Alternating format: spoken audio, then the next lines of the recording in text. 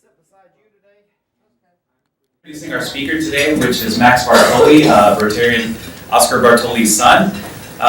Max is in media production. He's a media consultant at the World Bank.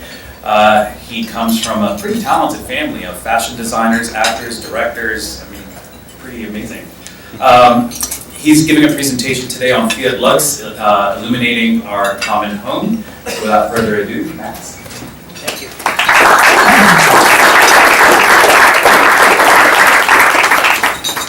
I'm here to talk to you about an event that made history, even if perhaps not anybody knows about it. That took place last December 8th, during the opening of the Jubilee, the Holy Jubilee. For Catholics is the Holy Year. The event was called Fiat Lux, illuminating our common home. It was the first time that a projection mapping show was done on the facade of St. Peter's Cathedral.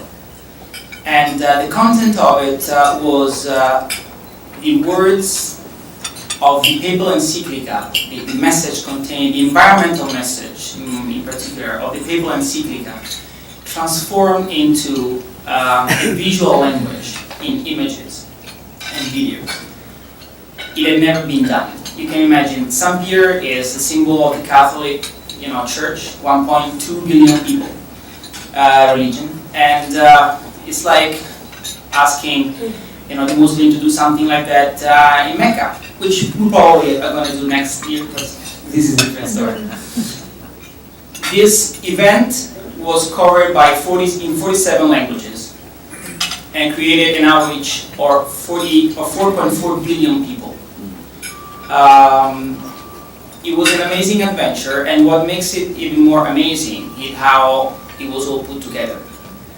The idea behind this project was of my boss and friend, Lucia Grena, who is incredible woman with incredible vision and who always delivers.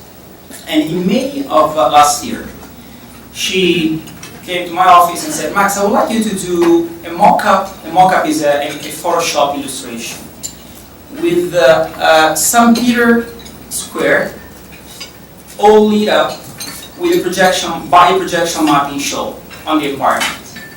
And I'm like, Lucia, I'm going to do whatever you want, but it's St. Peter. I'm Italian, Rome is my city, they're never going to give it plus. The facade of St. Peter's Basilica is 24,000 square meters. We are going to need, it's unimaginable. Yeah, but would you mind doing it? No problem. You say I execute. That was May.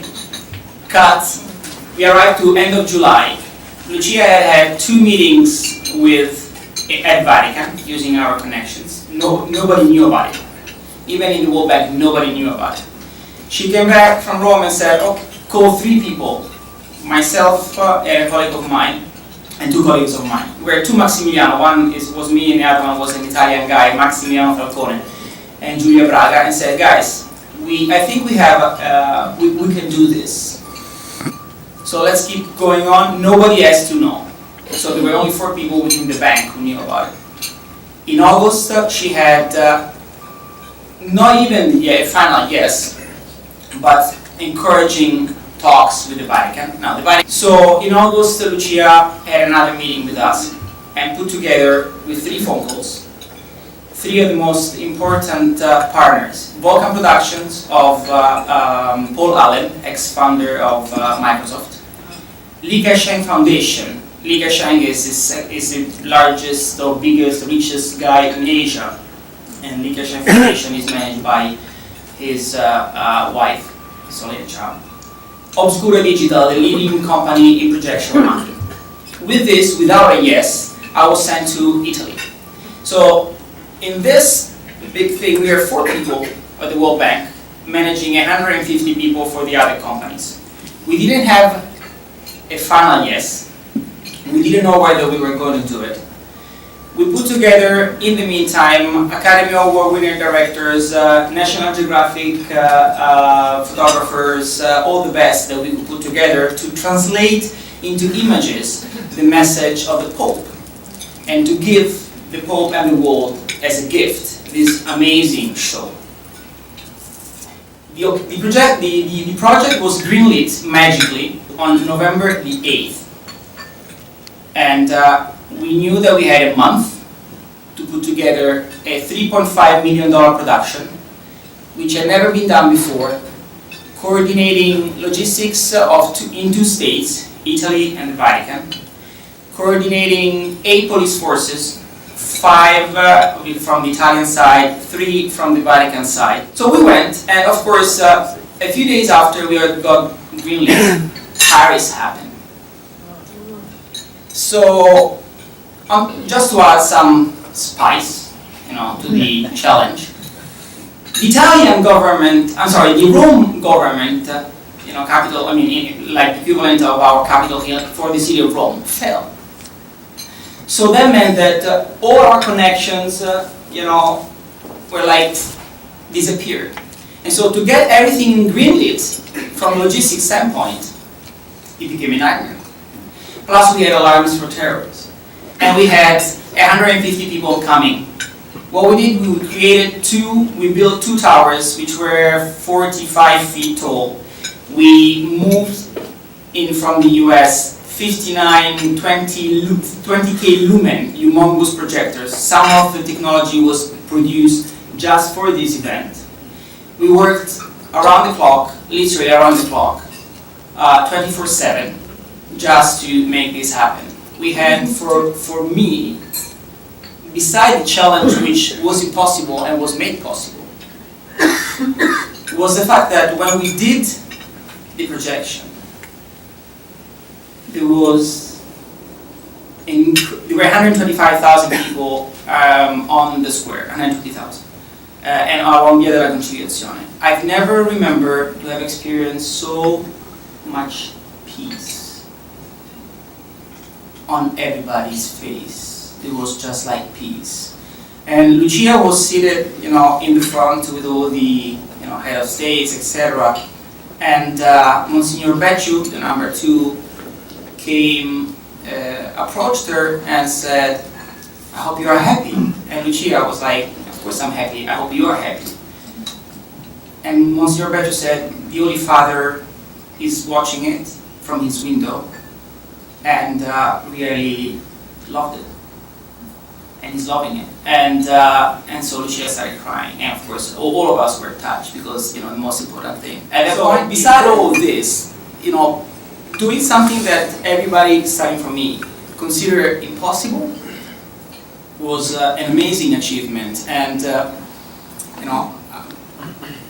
I want to do more things like this, but honestly, this could have never happened if somebody like Lucia Grebna had not believed, had not had the vision and the will to pursue it.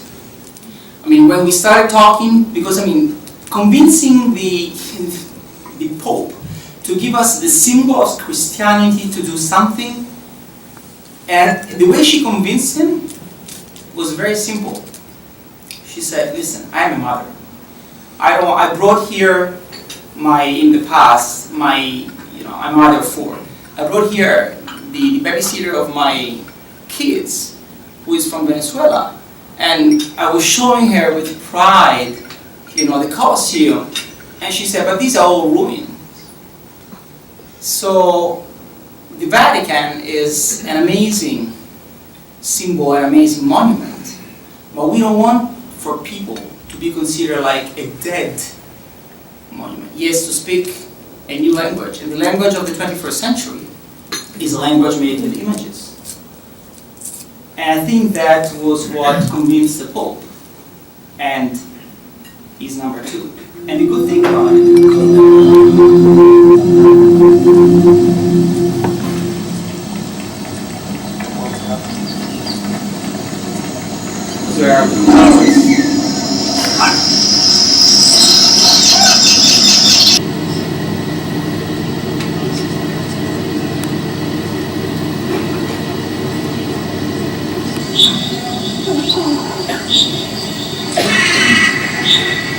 this is Salgado.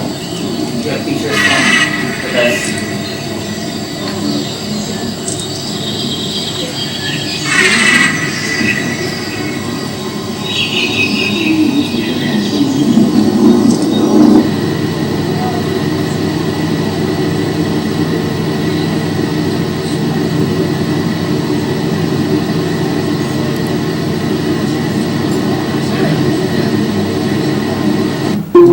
That's it.